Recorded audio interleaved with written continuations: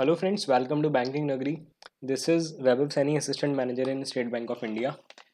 So in this video, I'll tell you some 4 to 5 tricks, and with these 4 to 5 tricks, you can solve any puzzle or sitting arrangement with an ease. Like minimum time में आप solve कर पाओगे. और ये वो tricks हैं यार, ये वो कंसेप्ट्स हैं जो बाकी एस्पिरेंट्स को नहीं पता, जो मेरे खुद के हैं, जो मैंने खुद यूटिलाइज किए हैं पजल सॉल्विंग में, और वो मैं आपसे शेयर करने वाला हूँ.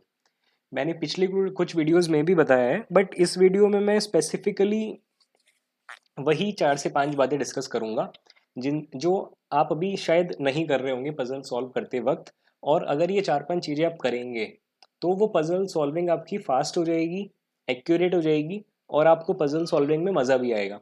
और एक बात और, ये वो चीज़ें हैं जो दूसरे एस्पिरेंट्स को नहीं पता, तो आप उनसे 2 कदम आगे भी होंगे पजल सॉल्व करते वक्त. ठीक है, these are the examinations cleared by me. Firstly SBI PO, IBPS PO, RRB PO, RRB clerk, CGL 19, EPFO SSA 19 and IB SIU ACIU Tier 1. Tier 2 में मैं अपियर नहीं हुआ था क्योंकि ऑलरेडी जॉब लग गई थी. So let's move on. ये जो ट्रिक्स हैं मैं आपको बताऊंगा एक पजल की हेल्प से. ठीक है. So in this puzzle 8 person are there. देखो, पहली बात तो माइंड में यही रखनी है कि 8 लोग हैं जिनको आपको सेट करना है. ठीक है. ये मिस्टेक नहीं करनी कि 8 की जगह 10 लोगों को सर्कल में बिठा दो, या 8 की जगह 6 को बिठा दो और आपको ध्यान ही ना रहे. दूसरी चीज़ क्या ध्यान में रखनी है, ये जो पर्सन के नेम हैं, ये थोड़ा सा दिमाग में रख लेना कि वो उनमें कोई अल्फ़ाबेट गायब तो नहीं है. ऐसा तो नहीं है कि ABCDFGHI है, उसने बीच में से ई को गायब कर दिया. ऐसा तो नहीं किया हुआ ना, वो थोड़ा देख लेना. ABCDEFGH 8 लोग हैं, are sitting around a circular table having equal distance between them, the between the adjacent person. देखो, ये लाइन में कुछ काम का नहीं है, बस ये पता लग गया हमको कि 8 लोग बैठाने हैं और कुछ नहीं देखना है इस लाइन में. अब देखो, A is sitting opposite to B. देखो, पहली चीज मैंने आपको बताई कि आपको 8 लोग बैठाने हैं, वो आपने थोड़ा नोट डाउन कर लिया.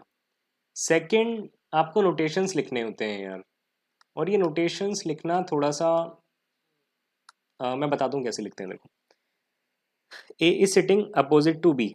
अब ये आप कैसे नोटिफाई करोगे ताकि आपको समझ में आ जाए. देखो, मैं तो ऐसे करता हूँ, ये बी है, ये ए है, अपोजिट है. ठीक. Who is sitting immediate right of F. यहाँ पे बी की बात हो रही है. B, who is sitting immediate right of F. F के इमीडिएट राइट में बी बैठा है. ठीक है. F is sitting third to the left of C. जो एफ है वो सी के थर्ड लेफ्ट में बैठा है. ठीक है.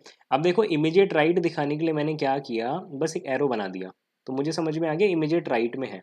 अब ये थर्ड टू द लेफ्ट बैठा है, सी के तीसरे लेफ्ट में सी बैठा है, तो मैंने लेफ्ट एरो बना दिया और यहाँ पे 3 लिख दिया ताकि मुझे समझ में आ जाए जो एफ है वो सी के थर्ड लेफ्ट में बैठा है.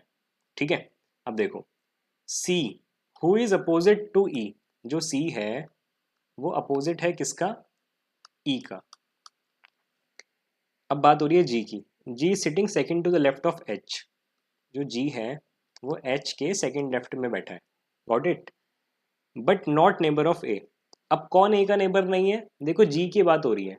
G sitting second to the left of H but is not neighbour of A. तो यहाँ पे जी की बात हो रही है कि जी ए का पड़ोसी नहीं है, मतलब जी और ए नेबर नहीं है. ये बात हो गई आपके नोटेशंस की. ये मेरा सेकंड पॉइंट है. अब जो थर्ड पॉइंट आता है वो मेरा ये आता है कि आपको एटलीस्ट 2 कलर के पेन का यूज़ करना है. उसका रीज़न ये है, मान के चलो आपने रेड पेन से ये नोटेशंस लिख लिया आपकी रफ शीट पे एग्जाम में. अब जब आप ड्रॉ करेंगे ना, तो आप इन नोटेशंस को कट करते हुए चलेंगे. जो नोटेशन आपने यूज़ कर लिया आप उसको कट कर देंगे, ताकि आपको लास्ट में क्लियर दिख जाए कौन सी वो नोटेशन बची है जो आपने अभी तक यूज़ नहीं करी, ताकि आपका कन्फ्यूज़न दूर हो जाए. ये मेरा थर्ड पॉइंट था, नोटेशन मतलब पेन कलर वाला. लिख देता हूँ यार. पेन्स का कलर आपको at least 2 colour, 2 pen colours use करने हैं. हम 2 पॉसिबिलिटी लेके चलेंगे. पॉसिबिलिटी ये देखो, प्रीलिम्स लेवल की पजल है, ये आपको 2 से ढाई मिनट में एग्जाम में सॉल्व करनी है. अभी मुझे शायद टाइम लगेगा क्योंकि मैं एक्सप्लेन कर रहा हूँ और आपको बताने में मुझे डबल टाइम लग रहा है. ठीक है. अब 2 पॉसिबिलिटी लेके क्यों चलनी है उसका मैं रीज़न आपको अभी बताऊंगा.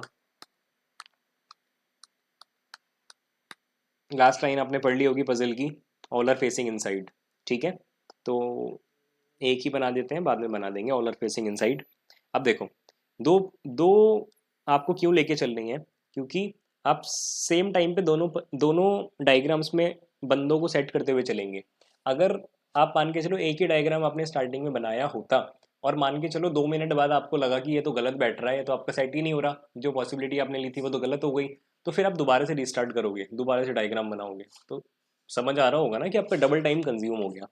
अब अगर आप दोनों पॉसिबिलिटी साथ में लेके चल रहे हो, एक फेल हो गई, तो आपके पास एक ऑल्टरनेटिव तो बचेगा ना कि आप सेकंड वाले के साथ मूव ऑन कर सको।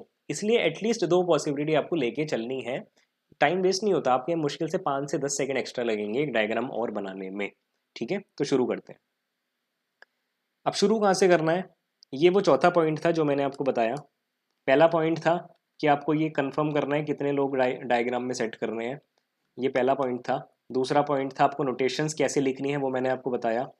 थर्ड पॉइंट था कि पेन का कलरफुल पेन्स आपको यूज़ करने हैं, मैं रेड और ब्लू कलर के पेन यूज़ करता था। चौथा पॉइंट था कि एटलीस्ट दो पॉसिबिलिटीज़ आपको लेके चलनी है। ठीक है, अब देखो सेट करते हैं। अब आपको कन्फ्यूज़न ये होती है हमें शुरू कहाँ से करना है। शुरू आपको वहाँ से करना है जो अल्फ़ाबेट आपको मैक्सिमम नंबर ऑफ टाइम्स दिखाई दे रहा है और आपस में उसका कुछ लिंक कनेक्ट हो रहा है दूसरे अल्फ़ाबेट के साथ। देखो आप अगर ध्यान से देखो, ये एफ यहाँ पर भी है, एफ यहाँ पर भी है, तो मतलब ज़्यादा लोगों को ये कवर कर रहा है। हम सी और एफ को लेके चलते हैं। ठीक है, या आप ये शुरू कर दो कि एफ के राइट में बी बैठा है, ये एफ है और ये बी है। ठीक है, सेम हमने इधर बैठा दिया, ये एफ है ये बी है, इसको काट दो, यूज़ कर लिया इसलिए। अब सी के थर्ड लेफ्ट में एफ है, यानी सी कहाँ पे आएगा, सी यहाँ पे आएगा। सी का थर्ड लेफ्ट एफ हो गया ना, 1 2 3, 1 2 3, तो आपने ये भी यूज़ कर लिया।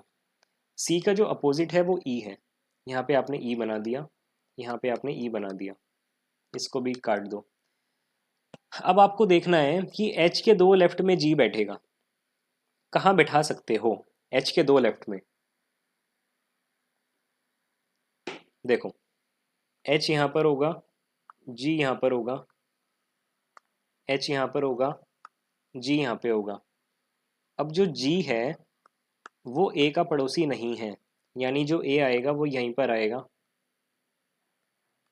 ठीक है ना, जो ए है वो यहीं पर आएगा। अब कौन सा अल्फ़ाबेट बच गया, आपका डी बच गया, तो डी यहाँ पर आ गया। आपकी दोनों पॉसिबिलिटी सही रही, क्योंकि सिंपल क्वेश्चन था तो आपकी पॉसिबिलिटी फेल ही नहीं हुई। बट अगर फेल हो जाती तो आपको उस मोमेंट पे नया डायग्राम बनाना पड़ता। इसलिए दो पॉसिबिलिटी लेके चलना ठीक रहता है कि या तो फेल हो जाएगी तो बहुत ही अच्छा है, अगर नहीं भी होगी तो आपकी मुश्किल से 5-10 सेकंड कंज्यूम होंगे दो डायग्राम साथ में लेके चलने में। तो ये वो चार चीज़ें थी जो मैंने आपको बताई कि इनकी हेल्प से आप अपनी पज़ल की स्पीड फास्ट कर सकते हैं और बाकी लोगों से एटलीस्ट 2 कदम आगे निकल सकते हैं पज़ल सॉल्व करने में। 2 कलर के पेन का यूज़ करना आपको समझ में आ गया होगा। यहाँ पे मैंने जब इसको कट किया तो आपको लास्ट में दिख गया कि ये अभी बचा है, तो हमने लास्ट में देख लिया कि जी और ए पड़ोसी नहीं है और हमने इसको कट कर दिया। इसलिए 2 कलर के पेन यूज़ करने हैं ताकि आपको कट करते वक्त क्लियर दिख जाए कि क्या आपने अभी यूज़ नहीं किया। अब मान के चलो आपकी ये वाली कंडीशन भी फेल हो गई, ये भी फेल हो गई, पजल बहुत डिफिकल्ट है, मेंस लेवल की है, तो आपको एक थर्ड डायग्राम और बनाना पड़ रहा है।